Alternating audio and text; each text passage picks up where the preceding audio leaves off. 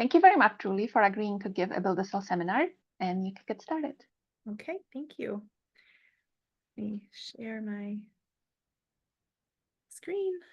Okay. So you can see my screen. Got it. And let me turn on my power or my pointer. Whoops. I have a brand new laptop. Here we go. That's the worst before you get used to it. Yes. Okay. Thank you, Kate, for the introduction. My name is Julie Champion. I'm a professor in chemical and biomolecular engineering at Georgia Tech in Atlanta. And Kate and I had met. We are in an NSF center called CGEM, Center for Genetically Encoded Materials together. And so that's how we got to know each other. And while I do not make synthetic cells or artificial cells, I thought, or Kate thought, and I agreed that it might be interesting for this community to hear about the protein vesicles that we make, because they sort of look like artificial cells, and maybe some of you might be interested in helping us turn them into them. So with that, I will get started. And just let me move the box with the faces up so I can see my screen. Okay. So before I do get started, I just like to acknowledge my group. So the work that I'll present today was performed by the students in red, Michaela and Michelle and Mariella, who are current students, Youngsung and Wanmin, who are professors at University of Florida and Kansas State, respectively, and Dylan and Yuri, who are very recent graduates who are working in industry right now, in pharmaceutical industry. And this work was funded by the NSF over various project numbers. So you all know, right? Proteins are functional molecules. They do fantastic things. But what some people are sort of less familiar with, but this group probably has a decent idea, is that, proteins are material building blocks. They're polymers. You can make stuff out of them. And so they have chemical functionality. Of course, they have their sequence and molecular weight and their structure. But you can make, I like to say, anything you can make out of a polymer, you can make out of a protein. Certainly the properties will be different, but you can make stuff out of proteins, particles, fibers, gels, films. These are some peptide nanosheets from Vince Conticello at Emory, and this is a protein hydrogel, like in a spoon. So this is like a real bulk material from Scott Banta's lab at Columbia. And so the goal of my lab is to make functional protein assemblies or functional protein materials. And so we use self-assembly and bioconjugation to make protein materials. And the idea is we don't just want to make sort of structural materials. We want to make them directly from functional proteins that are enzymes, or they're binding proteins, or they do something. They're not just there to be. Where the idea is that by making materials from these proteins, you enhance the properties of the protein itself. And so we come across different proteins in nature that we can engineer and use for this. And then in my world, I'm not in the synthetic cell world, but we use these for applications primarily in drug delivery and vaccine, but also biocatalysis. And so I'll try to show some of the data that we have that I think really lends itself to perhaps use as artificial cells. So these are some of those protein materials that I mentioned about. So the vesicles are on the left. I'm going to talk about those today. We also have nano cages that look sort of like viruses, but are made from coiled peptides. We have really small assemblies. I don't even call them materials, right? This is 6 proteins, and this actually enables us to get proteins inside of cells to the cytosol. And then we have structures that we use for vaccines. And we can do oral delivery, intranasal delivery, as well as needle-like delivery. So we have a lot of different kinds of materials. So for today, it's vesicles. So you're all familiar with liposomes, either the synthetic version that engineers and chemists make, or the natural version, right? That our cells are constantly making. We have our lipid-based material with the hydrophilic head and the hydrophobic tail. And these are, they're the ultimate biocompatible vesicle, if you will. Nature makes them. They're biodegradable. They have certain functions depending on the components that are inside of them.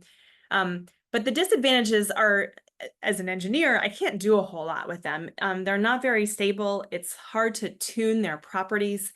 And so if I want to make them, have different properties, that's sort of difficult to do. So the sort of engineer's version of the vesicle is the polymersome.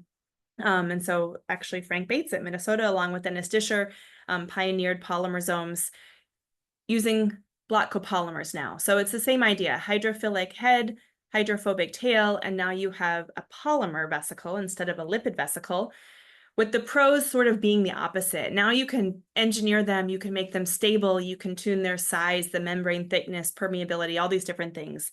But they're sort of inherently abiological. They don't have any biological function. You have to decorate them, glue things onto them to make them biological. So the middle ground that we've been trying to sort of stake out is the idea of protein vesicles. We know proteins are polymers, but they're also biologically functional. And so can we make proteins into vesicles that would have sort of the best of both worlds? And there's been some work to do this, but there's been some challenges in this space. And so one thing that inspired us a long time ago was Dan Hammer's work using a recombinant protein called oleacin. This protein comes from corn, and actually in corn, its job is to sequester the corn oil. So it sort of already acts like a vesicle. And they really were able to demonstrate the engineering aspects. So here's membrane thickness as a function of protein molecular weight. So you can really tune these a lot. But one thing that this was missing is that there are no globular proteins here. This is sort of a polypeptide. They can put small peptides on the outside to decorate them. But you can't use sort of full-size globular proteins, in part because these are made from using organic solvent, but also because the geometry is not right to have this big globular protein. And so we want to put functional globular folded proteins and make those into vesicles. And so the issues are, as I mentioned, organic solvents, and all of the lipid and polymersomes also use organic solvents. But also this large size of the globular protein, it prevents the right geometry from self-assembling into a vesicle. So there's been some attempts to get around this, actually, since we've been working in our vesicle space.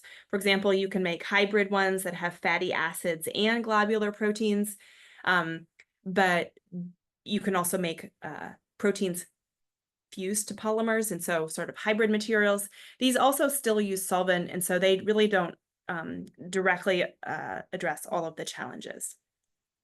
So our approach here is twofold. One is that we are going to use elastin-like polypeptides as our protein sort of trigger, because this undergoes a hydrophobic switch in water with no organic solvent necessary. So that means we don't ruin our globular protein in the solvent.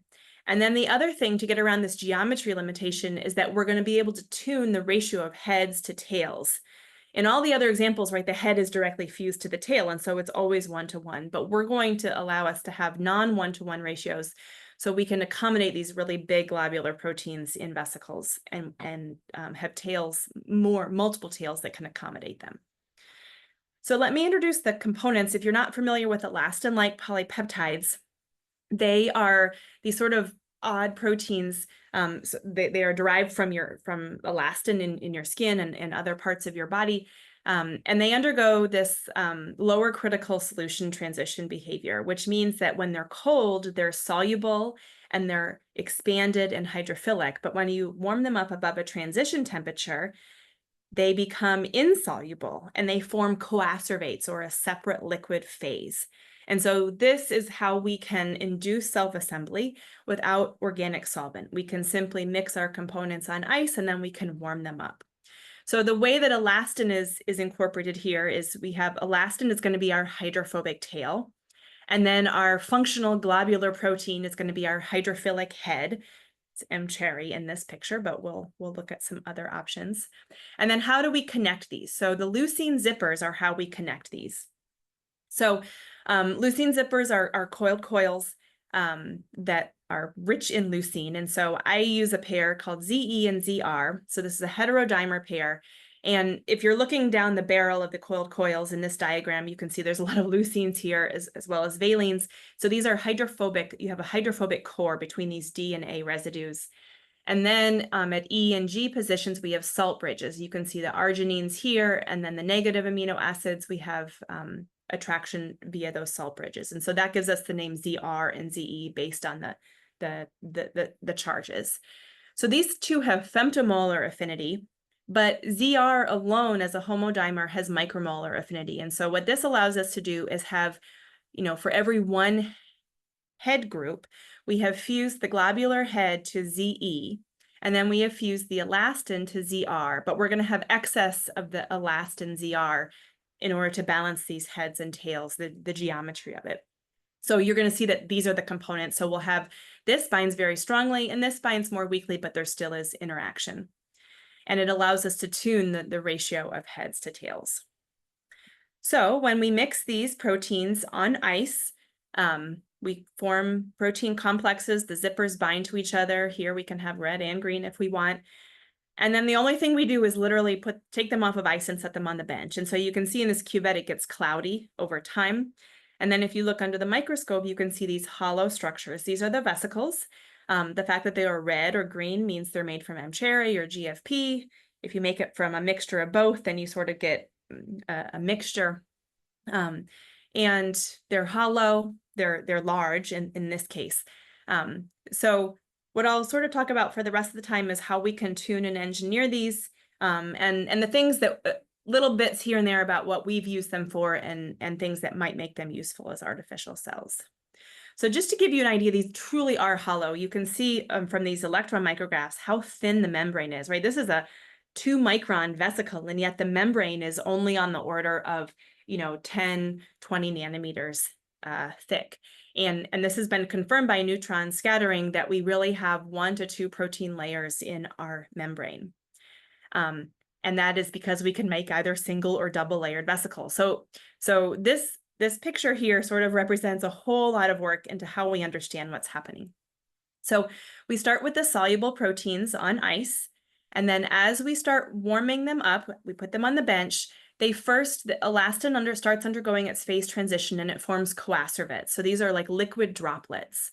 But as we keep warming it, the elastin is getting more and more hydrophobic. The M. cherry or whatever the head group is not getting more hydrophobic. And so we get this reorientation of the liquid coacervate droplet into a hollow vesicle. If we keep warming, then that hollow vesicle, we believe it collapses, the ELPs sort of zip up, and it merges with others to create a double layer vesicle. So this whole process, the transition temperature is really critical, and it affects the vesicle size and the membrane structure. And we have lots of knobs we can turn. So easy things to turn are like salt concentration, protein concentration, pH, temperature, or we can tune the components like the molar ratio of the building blocks or whatever the globular protein is. And we can also engineer the elastin sequence and length.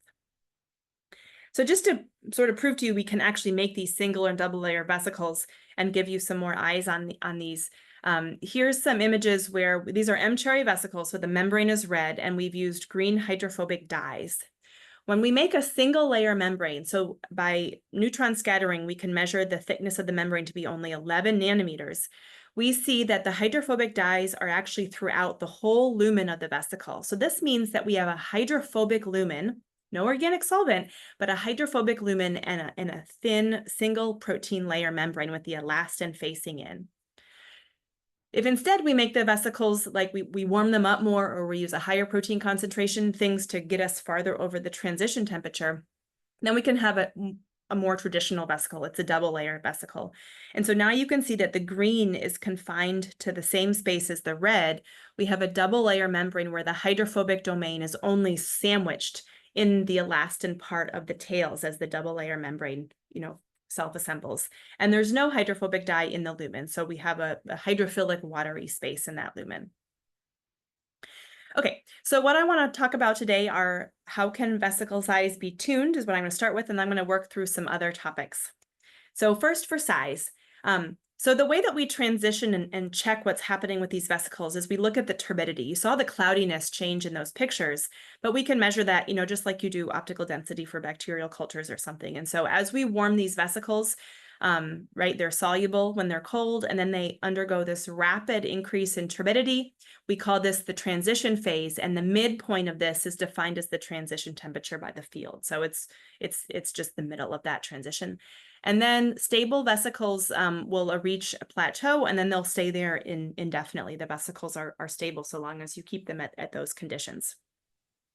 And so when we look under electron microscopy, we can see sort of coacervates and vesicles together in the transition region. And then as we keep warming, we see only vesicles, and then we see the vesicles continue to grow as through this like second half of the transition region.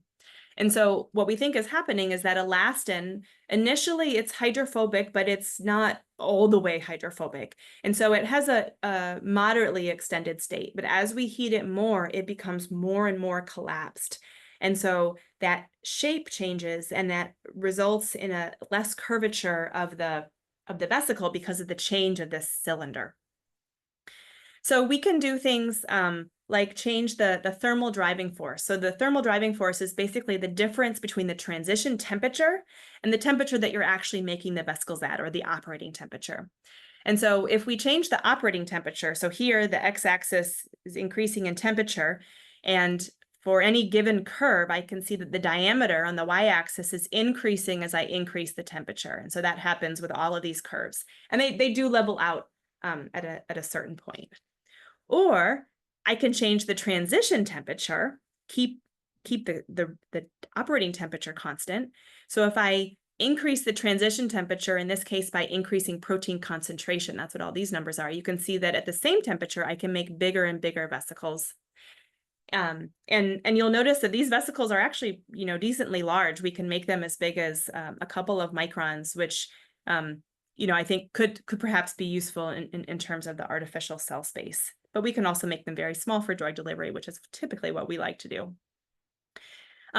So the reason that the size grows in this transition zone is because when you have these coacervates form, so you have soluble protein when it's cold, and then they form these droplets, this phase-separated liquid droplet state, coacervates are unstable. They are constantly adding material from the soluble protein, but they also can merge with each other and coalesce and grow. And so you can see if we just hold things in the middle of the transition, so we're holding them in a middle, basically in the middle of the transition, you can see the coacervates grow and grow and grow. And so we can use this to actually increase the size of our vesicles further. So what I'm showing here is the size of vesicles, and then on the x-axis is if we age them. And by aging, what I mean is we hold them in the middle of the transition zone for a certain amount of time to grow the coacervates before we let it then warm up all the way to 25 degrees to make the vesicles. And so what you can see, if we only let it sit there for a few minutes, in 10 minutes, then it doesn't matter, right? They're the same size as if we didn't do that at all. But as we go for longer and longer time, if we age them at a temperature like 15 that's high enough into the zone, then we can get the coacervates to grow, and then the vesicles are correspondingly the same size. So we have a one-to-one comparison or correspondence between the coacervate and the vesicle. And you can see these are almost 4 microns. And so we can make pretty large vesicles by growing things in this way, which could be interesting for artificial cells as you're trying to think on the micron scale. Okay, so everything I've showed you has been red with mCherry. What proteins can we make these vesicles out of, and what might give them some additional functionality? So one of the first things we looked at was the charge of the globular head groups. So for this, we just stuck with fluorescent proteins. We had a -10 and a neutral and a +10 superfolder GFP variants, and we made vesicles out of each of them. And we thought when you have more repulsion, right, that more charge will give you charge repulsion, and that will make the vesicles smaller. That was the idea. But we actually found that there was no effect on charge. And so these are vesicles with the different GFPs at different molar ratios, and you can see they all look about the same. And by the dynamic light scattering, you can see that the sizes are about the same. The ones that are neutral have a little more aggregation because they don't have any charge repulsion from other vesicles, but they're on the whole the same size. And when we reflected on this, we thought, oh, well, we're actually making these vesicles in really high salt. And so there's so much salt in there that the head groups don't really feel each other. So in terms of the the vesicles, it seems like it maybe doesn't matter that much what the charge of the globular protein is. So what about size? So we selected 3 different enzymes that were different sizes: human carbonic anhydrase, human glucokinase, and malate synthase G, to make vesicles out of, to 1, see the role of size, and then 2, see if, right, we could get some function out of these vesicles. And so the idea is that, right, if you go from small to big, that you'll get steric repulsion in this case. And so the curvature will have to increase to accommodate these larger head groups. And so what I'm going to show you now are some phase diagrams where we look for each protein at how it varies as a function of salt on the x-axis and molar ratio head to tail on the y-axis. So for our small protein, you can see if we don't have enough salt, so at low salt, we only get coacervates. That's what these solid circles mean. But as we increase the salt, you can see that we get these are sort of intermediate structures, and then we get vesicles that sort of stick together. And the ones up here that have the numbers, those are the ones that form hollow, sort of singular, what we would call good vesicles. And so sort of higher salt and higher molar ratio gets you to the space of vesicles. But you can also see that increasing the molar ratio gives you smaller vesicles, and increasing the salt gives you smaller vesicles. And so elastin gets more hydrophobic with more salt. So it's going to go through its transition faster. And the more head groups you have, the more curvature you need to accommodate those more head groups. So that's the idea here. So this was for the small protein. When we go to the largest one, malate synthase G, you see it looks about the same, but actually we have a lot more space that forms vesicles. The space that doesn't form vesicles is much smaller. So we seem to get a lot more conditions that can form vesicles, but the trends still hold. Diameter goes down with increasing molar ratio, diameter goes down with increasing salt, and we're still sort of having the same principle at play.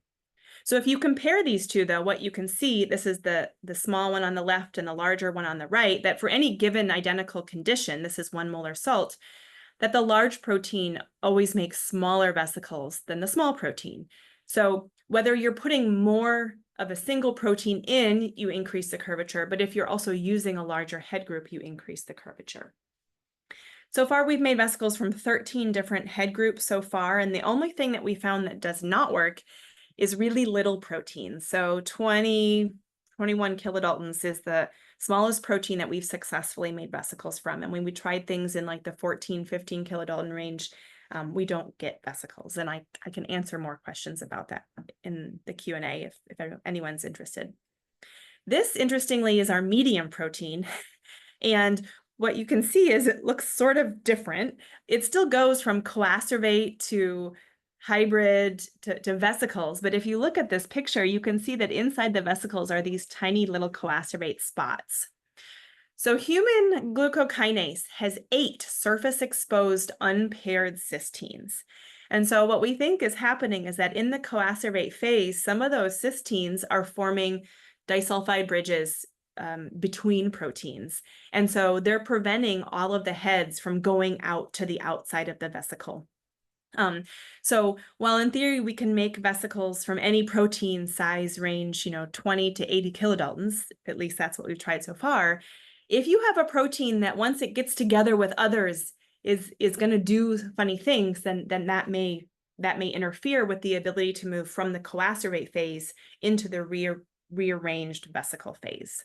So you do need to look out for your protein sequence and structure, and there may be some that aren't good fits. But you can see that the majority of the protein still did sort of go into the vesicle. So the concept is there, but we sort of lost some of our cargo along the way. Okay, so do the globular proteins that we use to make vesicles retain their function? So let's go back to those enzymes. This is the percent activity compared to soluble. So we basically pinned each of the soluble activity, that's the circle, to 100% for each of them. And then we measured the vesicle activity. So for human carbonic anhydrase, we were really excited to see that the activity in vesicles was about 6.5-fold higher than for soluble. For the human glucokinase, it was actually reduced by about half. And for the malate synthase G, it was exactly the same. So you think, okay, well, clearly there's not just, it doesn't just make it better or make it worse or keep it the same. And so when we thought about each of these, the human glucokinase makes sense to us because remember, we lost a portion of our protein sort of inside in that coacervate stage where disulfide bonds were formed that aren't supposed to be forming. So we think that that is the reason for the loss of activity here, that we were basically sequestering and disulfide bonding proteins and interfering with their function. But if we look at the HCA and the MSG, one big difference between them, aside from the size, is that human carbonic anhydrase has a really hydrophobic substrate.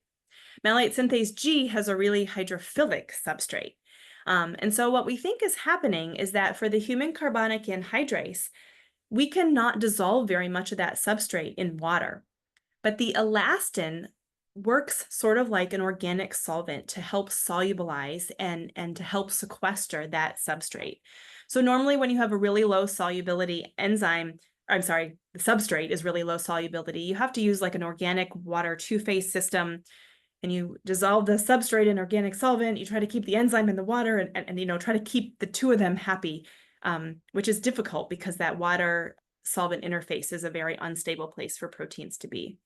But what the vesicles do, we think, is actually that elastin acts like a depot. And the substrate for the human carbonic anhydrase sort of localizes and concentrates in the elastin hydrophobic domain. And so it's not that we've made the enzyme any better, but we've provided a local source of the substrate where the substrate is highly concentrated and literally just 5 to 10 nanometers away from the enzyme itself. Whereas for the malate synthase G, there's plenty of substrate everywhere. And so being in a vesicle doesn't hurt the enzyme, but there's no real benefit for it being in the enzyme from an activity point of view. Certainly, if you're thinking about biocatalysis on an industrial scale, having the vesicles can serve to help you not throw away your enzyme in processes and things like that. But we're really excited about this observation here, and I have a grant in, hopefully, that I will hear good news on soon, looking at evaluating more hydrophobic substrates and seeing if we could use this as a simultaneous reaction and separation system. So for synthetic cells, right, you all have lots of reactions going on inside synthetic cells, both catalytic, as well as, transcriptional and translational things. And so there may be different environments that could be useful or compatible with the kinds of things that you're trying to get to go on inside your artificial cells. So I will give one slide to our drug delivery and vaccine work, since that's what we do with most of our things. But just to show you that these vesicles really are functional. So they can do biocatalysis. Those were all model enzymes. And so what we've done here is we've made a vesicle out of an antigen. So this is ovalbumin. It's an egg protein. In the vaccine field, this is sort of the first antigen that you try with a new system to see if it could be a good vaccine. So we made our vesicles, and Yuri vaccinated mice with 10 micrograms of either the soluble OVA ZE or with the whole vesicle together. And then we measured antibodies and T cells. We did a lot of things, and I'm only going to show one slide on this. So I can answer more questions if you want, or this was published a month ago or so. So here's just one chart just to show you that we get really high levels of antibodies, in this case IgG2A, which is the isotype of antibody that's really good for fighting intracellular pathogen infection, so the kind you want if you're getting infected with a virus or a bacteria. And so titers, this is just the levels of antibodies. And so you can see that even after just the prime, so this is the first shot, we already have antibodies being made by the mice in response to the vesicle, but the soluble protein isn't inducing any antibodies. And then when we give the second shot, the booster shot, you can see that the antibody levels go way, way up. And again, for this kind of antibody, the soluble OVA doesn't give any immune response. For other antibody types, the OVA does, the soluble OVA does, but it's always lower than the vesicles. And those are like more allergy types of antibodies, so they aren't necessarily as useful for infection. Okay, thanks for listening to my one thing on drug delivery and vaccines. Okay, So what I have sort of glazed over, but if you were paying attention on those phase diagrams, the salt concentrations were really high in making vesicles, and you're all probably thinking, well, we can't use those levels of salts, in our artificial cells, and certainly we can't use them for vaccination and for drug delivery. Those are super physiological levels. So can we try to make vesicles stable under conditions that are more useful for applications? And sort of corresponding to this is, can the vesicle properties be expanded by sequence modification of the elastin? So I'm going to zoom in on three different examples of this. The first is using non-natural amino acids. So this is what I just said. The vesicles are not stable we make them at high salt, but when we put them at low salt, they fall apart. So you can see this really easily in the picture, right? Here are vesicles made at 2 molar salt. When we put them in PBS, which is about 0.15 molar salt, they swell and they fall apart. And the reason is because elastin transition is reversible. So this is showing you that heating curve again, with the turbidity goes up as you heat it, but if you cool it, right, it goes back down. There is some hysteresis, but it goes back down. And so the same thing is true for salt. If we make vesicles at high salt, and then we reduce the salt, we've now changed the transition temperature. We've increased the transition temperature, and so things go back to how they were. So our first method of trying to get around this was brute force. So in my postdoc, I learned how to incorporate non-natural amino acids using the global incorporation method. And so we substituted for the phenylalanines in our sequence. So this is our ELP sequence. There's 5 phenylalanines, and we put para-azetophenylalanine in place of that.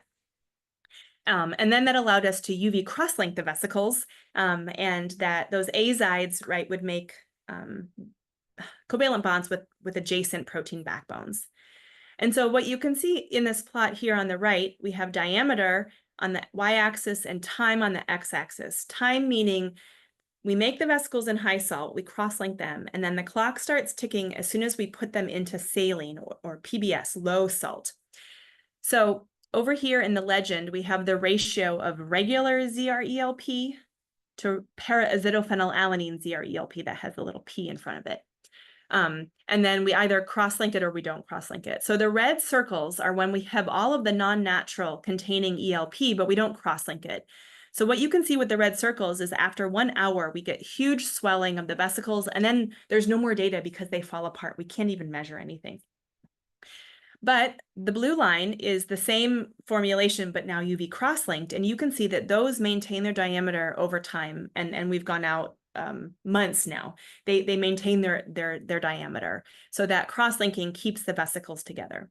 If we start putting in different amounts of regular ELP with the UV crossable ELP, then we can get some swelling as the elastin sort of becomes less hydrophobic, and so the vesicles swell a little bit, but the cross-linking keeps them together. So the green and the black and the gold are sort of diluting the non-natural ELP with more of the natural ELP. So you get more and more swelling, but the vesicles actually still stay together. They don't fall apart completely. And so one thing that we can do with this is that we can load hydrophobic molecules. And this data sort of supports what I was saying about the enzymes with the hydrophobic substrates. So in this case, we were putting doxorubicin, which is a hydrophobic drug, cancer drug, into the vesicles when we made them at high salt. And then in this case, time equals 0 is again putting them into low salt. And what you can see is the switching to the salt releases that hydrophobic drug. The vesicles are still cross-linked, but the drug can get out. So the membrane is permeable enough that small molecules can get out. But reducing the salt made the elastin not hydrophobic anymore. So the doxorubicin, being a hydrophobic small molecule, didn't have any preference anymore for the elastin. And so it just diffused out to eliminate the concentration gradient. We can also load things into the vesicles after we make them and cross-link them. So these membranes are permeable to small molecules, which is another thing that I think could be useful and makes them sort of more like real cells, because we know hydrophobic small molecules can diffuse in and out of cell membranes.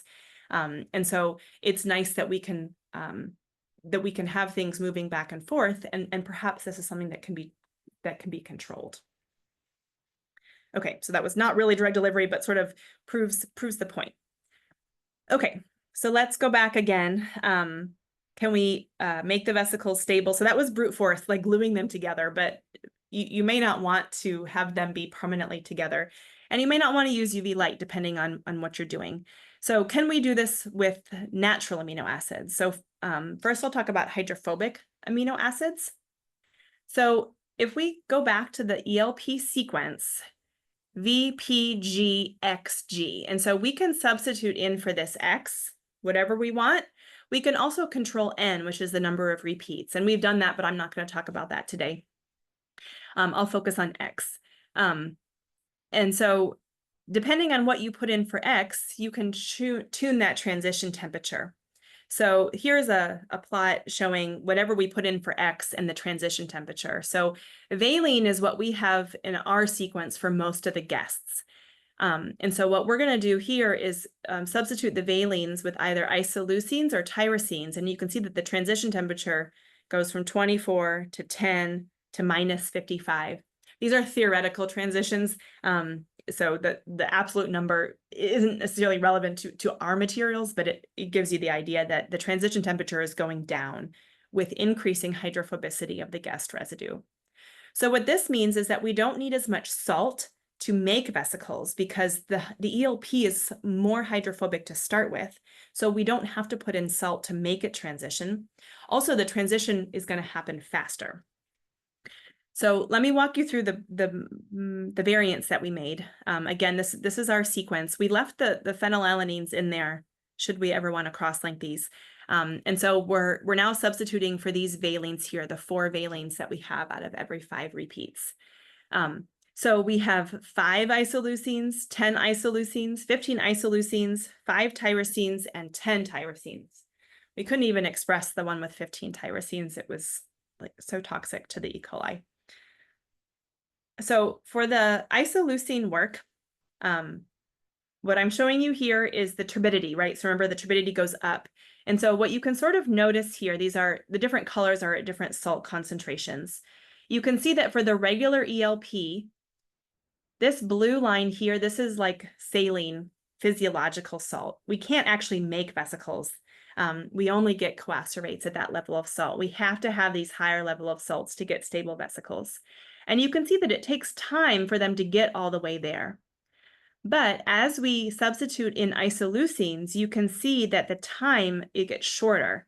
5, 10, 15. You can see with 10 and 15, like they already start transitioning before we're sort of able to even get them in the plate reader. And so it seems like the transition is happening faster, and there's sort of less time for that coacerate growth period that I talked about in the beginning. And so we measured the transition temperature, and you can see, as we expected, that the more isoleucine we put in, the lower the transition temperature is at any given salt concentration. But you can also see that 10 and 15 isoleucines really doesn't make that much of a difference, right? So we've reached some sort of saturation point with the isoleucine. And so when we look at the vesicles that we made, we still can't actually make vesicles at physiological saline conditions. But we do make vesicles that are much smaller than the original blue ELP vesicles. And so what that means is, we're making the vesicles faster. They're more hydrophobic. We're getting smaller vesicles. So we're able to control size by changing hydrophobicity of the ELP. So when we look at the tyrosine, 5 tyrosines only, you can see that the transition temperature compared to 5 isoleucines is really much decreased. It's almost like 10 degrees lower. And 5 tyrosines is even lower than 10 or 15 isoleucines. We couldn't do anything with Y10. 10 tyrosines, it aggregated so much on ice that we couldn't really do anything with it. So when we look at the diameter now of vesicles that we can form, I'm just comparing the original ELP, 5 tyrosines or 5 isoleucines. What you can see here is we can now make vesicles at saline physiological conditions. So having that even more hydrophobic ELP reduced the salt further, so we can make these vesicles and they're stable in saline or physiological conditions. As well as even when we have higher salt that we use for the other ones, the vesicles are much smaller. And so increasing hydrophobicity reduces salt needed. It also reduces the size. Okay, The last one that I'll talk about in the minutes that I have left are using ionizable amino acids. So we talked about making the size smaller and making them sort of stable in low salt, which can be useful for different applications. What about making them stimuli responsive, specifically pH responsive? So if you were paying close attention when I put this chart up before, you'll notice that histidine is in here twice. When histidine is protonated at acidic pH, histidine is actually a very hydrophilic amino acid, and the transition temperature is higher than valine. But when it's not protonated, histidine, given its ring, is more hydrophobic, and so at basic pH, we get lower transition temperatures than valine, actually lower than isoleucine even. It's getting pretty close to phenylalanine and tyrosine.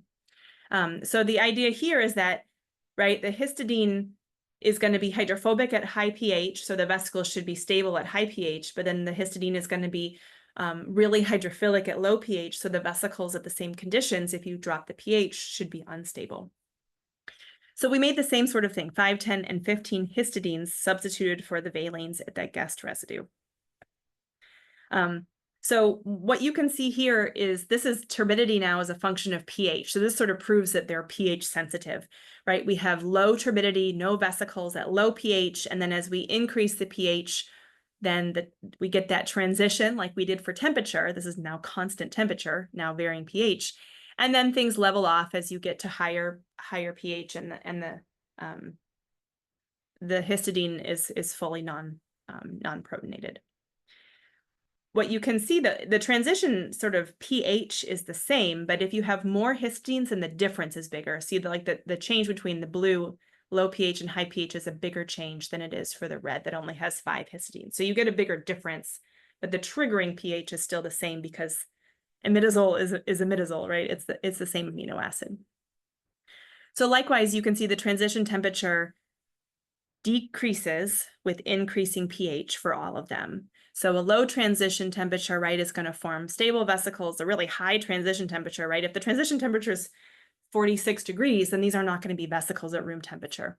And again, the difference in transition is larger for the 15 histidines than it is for the 5 histidines. So the easiest way to sort of see what's happening is to look at the pictures. We have other data to back this up, but the pictures are the most striking. I have time here along the top and 5 histidines. So this is sort of the weakest one at pH 8, 6.5, and 5.5. So you can see at pH 8, the vesicles sort of look the same throughout time. Whereas for the 6.5 and even faster for the 5.5, you see that the vesicles are getting larger and fewer. And we essentially have no vesicles after a certain amount of time. And so this is the vesicles, falling apart. What they actually do is they start swelling, they fuse with each other because they're unstable. So that's why there's bigger and fewer of them. They're actually fusing. And we've studied this using different colored vesicles. And then eventually they completely disassemble and we're left with soluble protein. And we can even combine things. So what Michaela has been doing is she has chosen to use some of the Y5 ELP for low salt stability and small size. And then she's using the histidine 15 for pH sensitivity because we want these to fall apart inside the endosomes of cells. Remember, we do drug delivery. And so she's sort of zoned in on this odd ratio of 12:1 that gives her the properties that she wants. And so we can get sort of dual properties or even we have triple mixtures now that we're making to get sort of the best of each ELP that we've engineered. And so since we put a different property in each ELP gene, we can sort of just mix them rather than trying to make all the mutations in a single ELP. Although in theory, you could do that too. I'm not sure if you'd get exactly the same thing or not. So I want to leave time for questions. In conclusion, we can make functional proteins into vesicles. We can tune the transition temperature. That's the really important feature to tune. And that then dictates the vesicle properties. We can use self-assembly conditions to tune them. We can use the actual ELP sequence to tune them. And then what's really exciting is that we can use these vesicles for biocatalysis, for vaccines, for drug delivery that I didn't talk about. And so, we've made these with a whole bunch of different proteins, a bunch of different ELPs, different sizes, small, big, stable, at different conditions. And so I think the platform itself is really general, and can be expanded to other proteins. What proteins would you like to make vesicles out of? In addition, we can put proteins inside the vesicles, which is sort of a drug delivery story, but certainly would be of use for artificial cells. And I have a few backup slides on that if anyone's interested. And so maybe they can be used for other things like artificial cells. So thank you very much for inviting me, Kate, and I'm happy to take questions. Thank you so much. That was awesome. There is a lot of questions in chat. If you could read a question out loud before answering, that's going to help with the people watching the recording. Okay. So Greta's question says, could you control the size of vesicles by the cargo protein aggregating to something else external? For example, what if your cargo is nucleic acid binding protein? Could you control vesicles by adding RNA and DNA? Yeah, so because the vesicles themselves, right, present these external proteins, you could, yes, absolutely. The short answer is yes. And we've seen that. So we've used dimerizing proteins. So all the proteins I showed in this presentation were monomers, and they're proteins that typically don't interact with each other. But we have made vesicles out of formate dehydrogenase and some other dehydrogenases that dimerize. And so what we see then is we get like clusters of grapes because you have the dimerization across vesicles, right? An enzyme on one vesicle will dimerize with another one. And so we get lots of bunches of grapes, if you will. And so if you have something like a DNA or RNA, right, that would be a neat thing because you could add it in and make them aggregate, and then you could take it out and then they would deaggregate. So you could have this sort of switching behavior. That's a really cool idea. Okay, and then Henrik says, what are the limitations for cargo in the lumen of the protein vesicles? How permeable are the membranes? Is the regular lipid rule of, oh, sorry, there's a symbol blocking one of the words. Is the regular lipid rule of cargo that the cargo has to be charged still apply, or can you hold neutral cargo? So we have put into vesicles so far. So we've put in full-size proteins like GFP, cytochrome C as a model therapeutic. We have put in siRNA, so small nucleic acids, antisense oligos, small nucleic acids. We haven't had luck with mRNA or plasmid DNA for delivery, but we have gotten them in there. We're sort of trying to play around with doing transcription and translation in these things. And so we're still sort of fussing with how to get bigger nucleic acids in. And so the idea on charged is things can be charged or not charged. What they really want to do, what we want to do to get them to the lumen is have them interact with the ELP. So one problem that we had early on for nucleic acids is, right, we're putting antisense oligos in as adjuvants for our vaccines. And the problem with negative nucleic acids is, remember all that excess ZR zipper that has all those arginines? We were actually getting the DNA was complexing with the ZRs and essentially electrostatically cross-linking the vesicles. So we got great loading, right? The DNA was in the vesicle, but it was in the membrane, and it made the membrane super, super stable, as if we had covalently cross-linked it. And so for us, for delivery, right, where we want to release it, that was no good, but we got it in there. And so what we do now is we use hydrophobic ion pairing.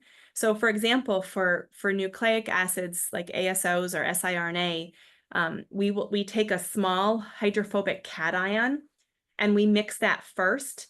And so it sort of neutralizes the charge so that we don't get this interaction with the zippers. And the cation, being a hydrophobic cation, sort of lends itself to interacting more with the ELP rather than with the zippers. And so what we see is that we get really good encapsulation either way. It's just that the location of the encapsulation is different.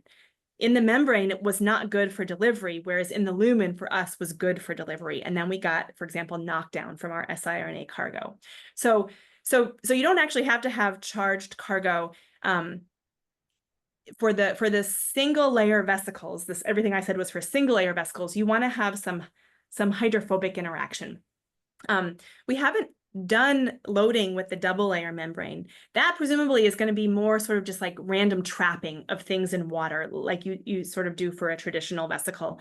And so in that case, I think you'll get much lower efficiencies like you do for regular vesicles, but but you won't really have limitations necessarily on what the cargoes are. Okay, Peter says, awesome talk. Thank you. Thank you. I have a question about osmotic pressure. How much osmotic gradient can those vesicles hold? Meaning, what's the max difference in osmolarity between the lumen and the outside? So when they're covalently cross-linked, we've even put them in water and they still hold. So if you covalently glue them together, then I guess there's no limit to the osmotic gradient. If they are not cross-linked, then it depends on how much hysteresis there is in the ELP transition. So for example, for the tyrosine ELP, I mean, the ELP transition is always reversible, right, in the general sense. So if the ELP vesicles, for example, we make them in physiological saline, so 0.15 molar salt, but we can actually put them in water and they maintain their stability because the ELP, we have pi-pi interactions with the ELP, with the tyrosines, and it's just a lot harder to sort of undo the transition than it is to go forward. So the tyrosine vesicles, they can hold sort of a large gradient, whereas like our original ELP, that would just fall apart if you went from say 0.5 molar to 0.15 molar. So the short answer is, I guess it depends on the ELP and what the transition temperature is of that ELP. How much salt you need to kind of stay above the transition or go below. But even when you go below, because of the hysteresis, we can make the vesicles at one osmolarity, and then we can drop it and they can still be stable up to a certain point. And then if you go too far below that, they will fall apart, but that's going to be ELP dependent. Okay, Orion says, have you thought about building proteins that could provide a support structure to liposomes towards reconstituting a fluid mosaic membrane with proteins and lipids, proteins that would lend stability and fine control over self-assembly? No, I have not. It sounds like a cool idea. I mean, we know that these vesicles interact with cell membranes, and so presumably if you also had sort of artificial membranes that you may be able to get fusion or other properties. We have tried putting membrane proteins into the vesicles, but not using any membrane, just fusing ZE and just trying to make vesicles.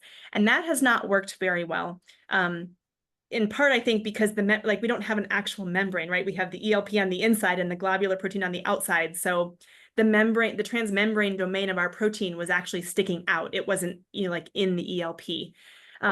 But I don't have experience with this. So if that's something that you're interested in, we certainly could see, if there's opportunities to use the vesicles to help things like that. I'm happy to provide samples or think about experiments that we could do with you. Okay, Andrew says, do you have a sense of how complex the vesicles can be in terms of globular protein groups? Can mixed populations be generated either by mixing different coacervate populations or by making use of engineered orthogonal leucine zippers? Yes, yes, and yes. So we've made vesicles from 3 globular proteins at once so far. There's no inherent limit, right? Because you can just mix everything together. And so in theory, there's sort of no limit. Although the globular protein does affect the transition temperature of the ELP. So it would be possible that if a globular protein changes the TT a lot compared to other globular proteins, that one would transition before the other. And so you might have to do some tuning. And so we've done that by, you could put a more hydrophobic ELP with a globular protein that needs a lower TT and vice versa. We can also do what you said. Let me share my screen really quickly because I want to show you this picture. We can also mix the coacervates. So if I go back, this is the experiment that we did. Right, if we mix the proteins when they're soluble, then you get sort of a homogeneous mixed vesicle. If you mix the coacervates, then we get, what I'll show you is we get like vesicles with patches. If we make the vesicles separately and mix them, then they stay separate. So here's the pictures. You can see on the left, we get yellow vesicles, right? They have M cherry and GFP. And so they're totally homogeneously mixed if you if you mix everything together at 4 degrees Celsius. But if you mix the coacervates in the middle of the transition, you can see we get these patchy ones, right? Half red, half green, or green with red patches. So the coacervates merge during that transition and we get these patchy vesicles. And so we're exploring this and trying to do a lot of different things with this now.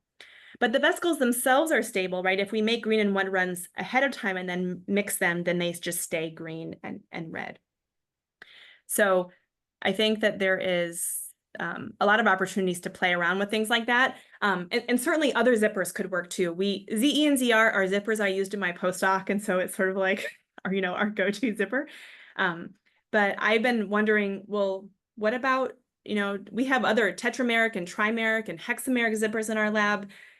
Could you start to make clusters of protein if you used a hexameric zipper, for example? And of course, Deck Wolfson has a lot of neat hetero zippers. So you could attach, 2 heads to 1 tail, 2 different heads. So I think there's a lot of cool things that can be done. We're just sort of limited by number of people and time and money. I think we can do stuff like that. Okay, 2 more questions. Chris says, did you try expressing proteins cell-free?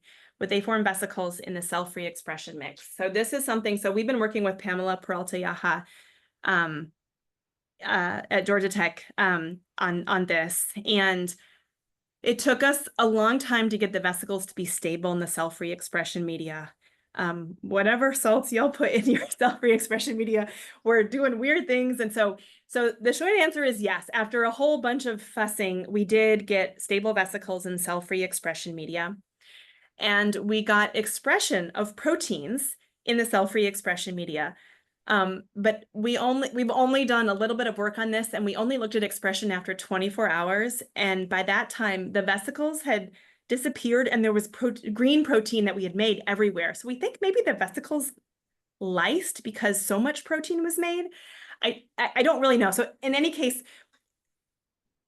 yes, is my sort of short answer, but we are still trying to work out the kinks and figure out what's the best way to make sure everything's staying in the vesicle and we're not sort of busting open, or we're not getting, some expression happening inside and some expression happening outside because we didn't do a good job of capturing all the machinery. So we just don't have a real good handle on that yet. It was something that our students started and then, they sort of got busy with other projects. But I think that would be worth going back to. And then finally, Charles says, would exposure to an external static electrical charge potentially be used to affect vesicle size or shape? I don't know. That's a really interesting question. I think with the original ones with the really high salt, probably no. But now that we can make them in much lower salt, and the tyrosine ones, I think we can actually make in water without any salt. I think we might have maybe a better chance of sort of getting some effect. But I think that's a really interesting question. And the short answer is I don't know. I can say that we've put iron oxide nanoparticles in the ELP domain. They're hydrophobic and they just sort of go in and get stuck in the membrane. So we can make them sort of magnetic. But we haven't looked at electrical fields. That's a really interesting question. And that's it. Thank you, everybody. Those were great questions. And do feel free to reach out. I don't recognize all of your names, but I would be happy to hear from you if you think that there's something that we might do together. Thank you so much. That was a lot of fun. I'll send you a follow-up email to one of those questions, and I'm really looking forward to see what more can we do and how can we use it better than just lipids, because I feel like there's so many downsides of lipid membranes that if we can solve some of those problems, that would be a really huge help for our field. Yeah, I'm happy to help if they can. Thank you. We'll be in touch. Thank you so much, and thanks everyone else, and have a great rest of your week. Thanks. Bye. Bye, everybody.